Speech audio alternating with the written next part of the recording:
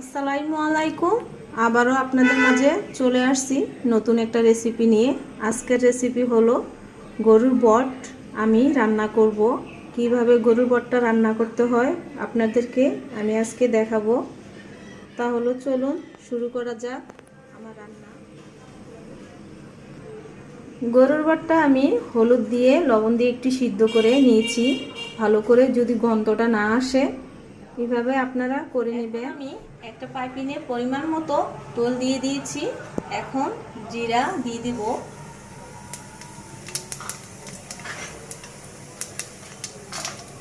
দুইটা তেজপাতা টুকরো করে নিয়েছি, দারচিনি দুটা টুকরো করে দিয়ে দিয়েছি, এলাচ 10টার মতো আর লং 5-6টার মতো আমি দিয়ে দিলাম।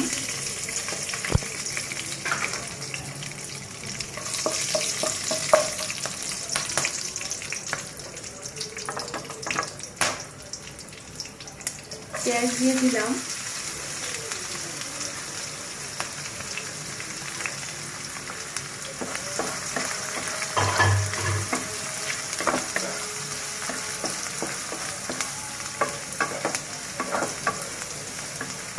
এক মিনিটের মতো এভাবে পেঁয়াজটা আমি ভেজে নেব।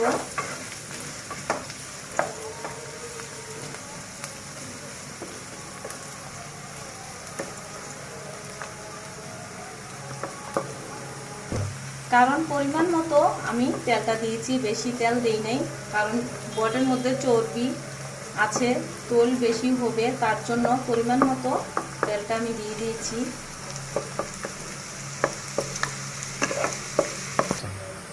এক চা চামচের মতো রসুন বাটা দিয়ে দিলাম, 1 চা চামচ আদা বাটা, ছোট একটা বাটির দ্বারা পেঁয়াজের বাটা দিয়ে দিলাম,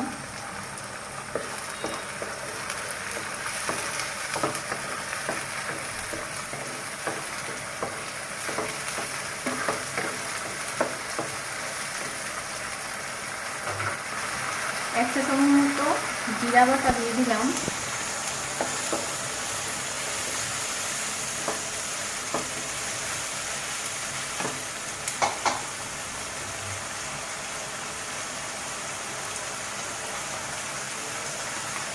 এক চামচ মরিচ বাটা দিয়ে দিলাম,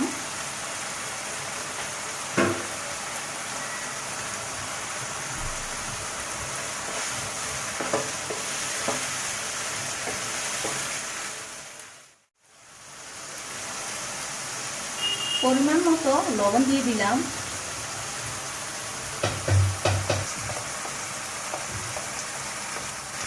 এক চা চামচের মতো মরিচের গুঁড়া দিয়ে দিলাম, 1 চা চামচের মতো হলুদের গুঁড়া,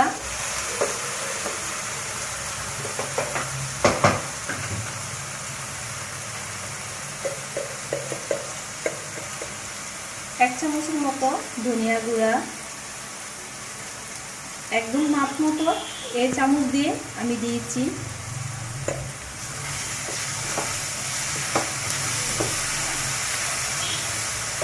এক মিনিটের মতো মশলাটা আমি কষিয়ে নিব। গরুর বট দিয়ে দিলাম। আমি এই জায়গায় 2 কেজির মতো গরুর বট নিয়েছি।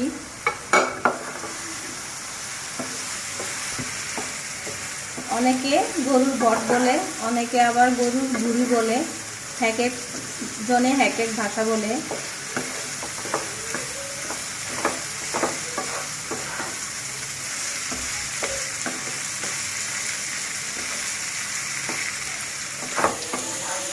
আমি এখন 7 মিনিটের মতো ঢাকনা দিয়ে রাখবো। 7 মিনিটের মতো রেখে একদম কম জালের মধ্যে আমি এটা বটটা কষাবো। এখন আমি ঢাকনা দিয়ে দিই। এর মাঝে আমি একটু নেড়ে দেব, কারণ লেগে যাওয়ার সম্ভাবনা আছে। এইভাবে আমি 2 বার করে নেড়ে দেব ঢাকনা উঠিয়ে।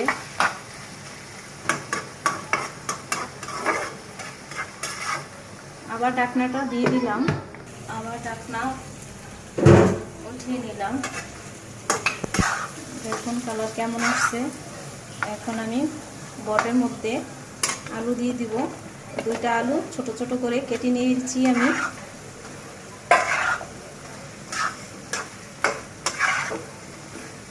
অনেকে আবার আলু বাদে রান্নাটা করে, আবার আলু দিয়েও পছন্দ করে। আমি আলুটা নিয়েই রান্নাটা করলাম।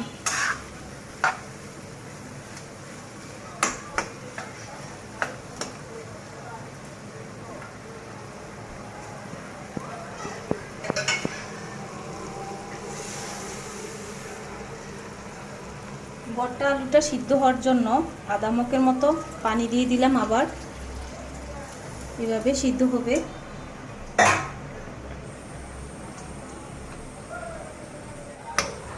এক হতে 7 মিনিট মধ্যে আমি আবার ডেকে দিলাম।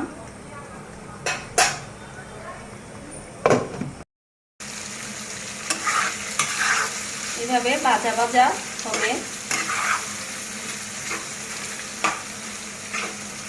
একটু মচমচে ভাজা ভাজা হবে, না হলে ভর্তা খেতে ভালো লাগবে না। অনেকে আবার মচমচে না করে এভাবে খেয়ে ফেলে, কিন্তু একদম স্বাদ হয় না ওইটা। পোড়া পোড়া একটু ভাজা ভাজা করলে, মচমচে করলে একটু স্বাদটা পাওয়া যায়। স্বাদ পাওয়া যায় এইভাবে ভাজি করলে।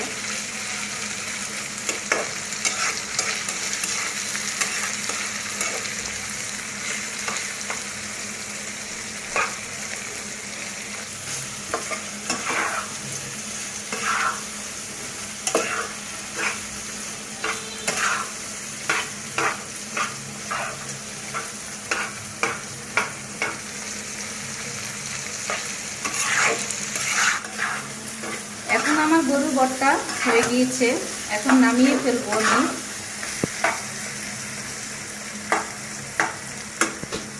প্রায় আমি আধা ঘন্টার উপরে আমি ভর্তা তৈরি করলাম। অনেকক্ষণ ধরে আমি ভর্তা ভেজেছি এভাবে, না হলে গন্ধ করবে, দেখতে ভালো লাগবে না, খেতেও ভালো লাগবে না। তার জন্য আধা ঘন্টার উপর থেকে আমি একটা কথা বলতে আমি ভুলে গিয়েছিলাম।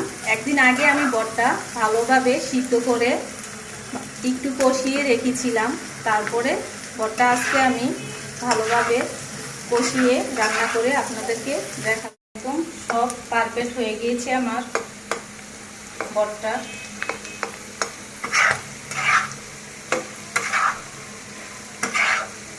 দেখছেন কালার কিরকম আসছে, একটা সুন্দর একটা কালার চলে আসছে।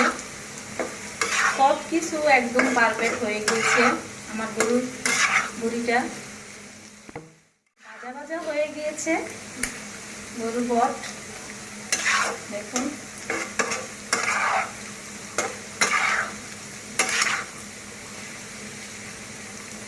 এইভাবে আপনারা ভালোভাবে আস্তে আস্তে ধীরে ধীরে ভেজে নেবেন। দেখবেন বটটা খেতে খুবই মজাদার।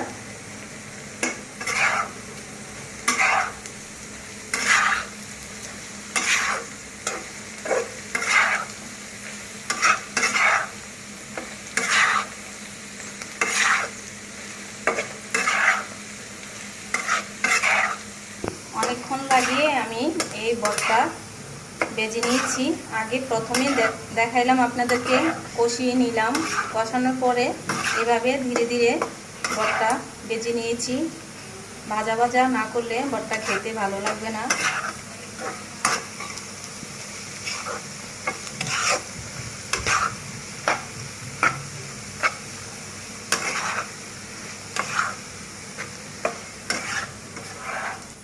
তৈরি হয়ে গেল আজকের আমার গরুর বট। এই গরুর বটটা রুটি দিয়ে, পরোটা দিয়ে, ইভেন ভাত দিয়ে খেতে খুবই মজা।